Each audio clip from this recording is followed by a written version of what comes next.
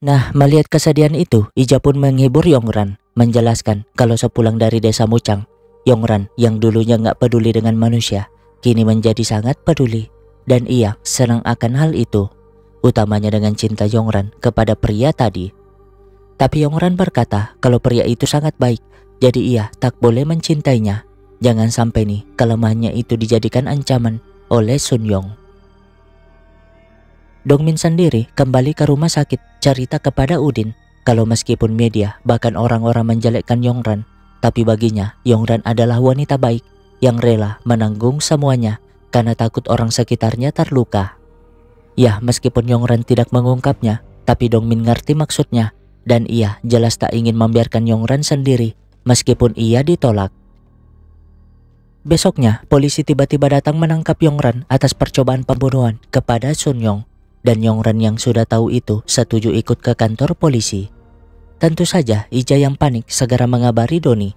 Tapi gimana Doni mau ngangkat kalau sekarang ia disekap di kantor si Donghon. Untungnya ia bisa melepaskan diri dan mengambil ponselnya. Masalahnya saat ia ngomong mau berak, penjaga yang sibuk main Mobile Legends ini malah menyuruhnya berak saja di dalam. Kan Dongmin jadi pusing mau kabur lewat jendela, tapi ia takut ketinggian. Namun penjaga ini baru nyadar mengapa Dongmin bisa ngomong padahal tadi mulutnya dilakban. Alhasil mereka pun segera masuk membuat Dongmin gak ada pilihan selain melompat. Untungnya sih selamat sehingga ia bisa kabur pakai mobil yang kuncinya dapat diakses lewat ponsel. Beralih ke Yongran yang seketika trauma akibat si Gyobong muncul dan memanggilnya seperti dulu ketika Gyobong menyiksanya. Jadinya ia ke WC menenangkan diri. Tapi melihat gelang yang diberikan Juwon, ia pun bisa tenang kembali. Nah, polisi pun menunjukkan bukti kalau rekening atas nama Yongran mengirim uang kepada Gyobong untuk membunuh.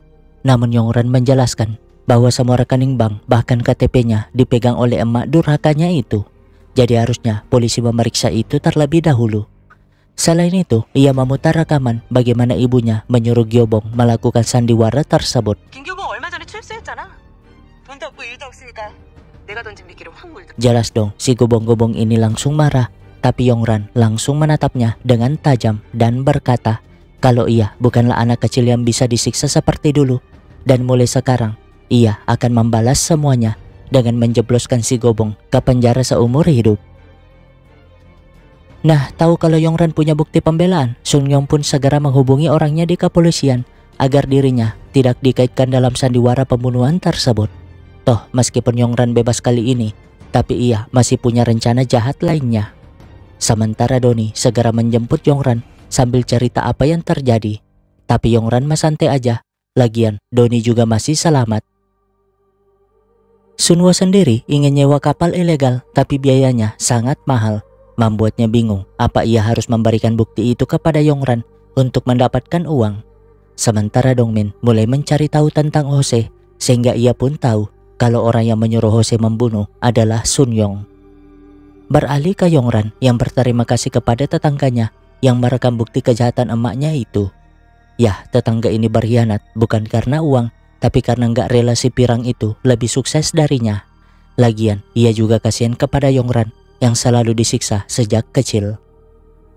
Karena itu, Yongran pun membeli produknya lalu membagikan kepada Ija dan 2 tikus di rumahnya. Nah, saat membahas rencana selanjutnya, Sunwo tiba-tiba nelpon, berjanji akan memberikan video berharga itu, asalkan Yongran datang sendiri menemuinya, sambil membawa rekening 1 miliar serta tunai 300 juta. Yang pasti, Yongran setuju. Di saat yang sama, Dongmin ke teater milik si Alice Lancip, dan dugaannya benar dong, ia melihat Hose yang masuk ke ruangan Sun Yong. Ya, kali ini Sun Yong menyuruh Hose membunuh adiknya sendiri. Sementara Yongran segera mempersiapkan semuanya, termasuk pistol buat jaga-jaga. Sunwo sendiri kembali menemui pemilik kapal karena ia akan berangkat nanti malam. Masalahnya, pemilik kapal ini ternyata mata-mata Alice Lancip, makanya ia tahu keberadaan Sunwo. Sedangkan Dongmin yang meskipun masih bingung, tapi ia diam-diam mengikuti Hose. Malamnya, karena harus bertemu sendiri, Doni pun hanya bisa mengantar Yongran sampai di gerbang pelabuhan. Namun setelah Yongran pergi, Dongmin tiba-tiba nelpon menjelaskan kalau ia membuntuti Jose sampai di pelabuhan itu. Jelas dong, Donnie yang panik segera mengejar Yongran. Begitupun Dongmin yang tadi kehilangan jejaknya si Jose. Di saat yang sama, mereka akhirnya bertemu dan setelah memastikan permintaannya sesuai, Sunwo pun menyerahkan flash disk berisi video itu. Namun, ya itu si Jose, sehingga Yongran segera sembunyi di balik mobil. Sialnya, Jose malah menghancurkan flash disk tadi, lalu diam-diam menyergap Yongran dari atap mobil. Tapi mendengar tembakan itu, Donnie dan Dongmin segera ke sumber suara. Padahal mah Yongran sudah berhasil mengalahkan Jose.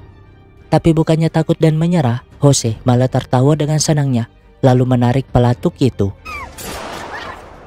Ya, Jose tewas seketika, membuat Yongran terdiam karena ia sama sekali nggak pernah membunuh. Gak berapa lama, mereka yang datang ingin membawa Yongran segera kabur dari sana. Namun sirene polisi tiba-tiba terdengar. Ya, si alis lancip sudah merencanakan itu. Makanya tadi Jose bunuh diri, seolah-olah dibunuh oleh Yongran. Alhasil, karena nggak mau Yongran ditangkap, Dongmin pun menyuruh mereka pergi saja, biar dirinya yang tinggal di sana. Jelas dong, Yongran menolak, tapi Donnie dan Dongmin memaksanya, karena hanya itu satu-satunya pilihan. Seketika, Yongran menangis dan memeluk Dongmin, berjanji akan segera membebaskannya.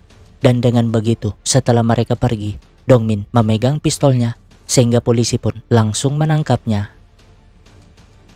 Singkatnya, si alis lancip sok-sok sedih ketika melihat mayat adiknya. Dan tahu kalau yang ditangkap adalah pria bernama Dongmin. Ia seketika tertawa, ngerti kalau Yongran ada hubungan cinta dengan pria tersebut. Karena itu, ia pun mengajak Yongran bertemu. Alhasil, Yongran segera menemuinya sambil menodongkan senjata. Tapi Sun Yong mah santai aja, menunjukkan foto Dongmin dan Yongran sambil berkata kalau ia sudah tahu semuanya. Ngancam akan merilis artikel tentang Dongmin yang menjadi pembunuh. Dan pastinya itu akan menghancurkan hidup Dongmin. Tapi jika Yongran gak mau itu terjadi, maka Yongran harus bunuh diri dan menyalahkan dirinya atas semua kejahatan tersebut. Membuat Yongran sangat marah, ngancam ingin nembak, tapi si alis lancip malah menyuruhnya nembak aja. Toh ia tahu betul kalau Yongran gak berani membunuh. Alhasil, Yongran yang balik ke rumah hanya bisa menangis dan menyesal. Andaikan ia gak mengambil misi itu, mungkin jadinya gak akan seperti sekarang. Dan untuk melindungi semuanya, utamanya si Dongmin, ia pun memilih mengakhiri hidupnya. Namun tiba-tiba pintu kamarnya terbuka, membuatnya sangat terkejut karena yang muncul adalah sang ketua. Lah, bukannya dia sudah mati?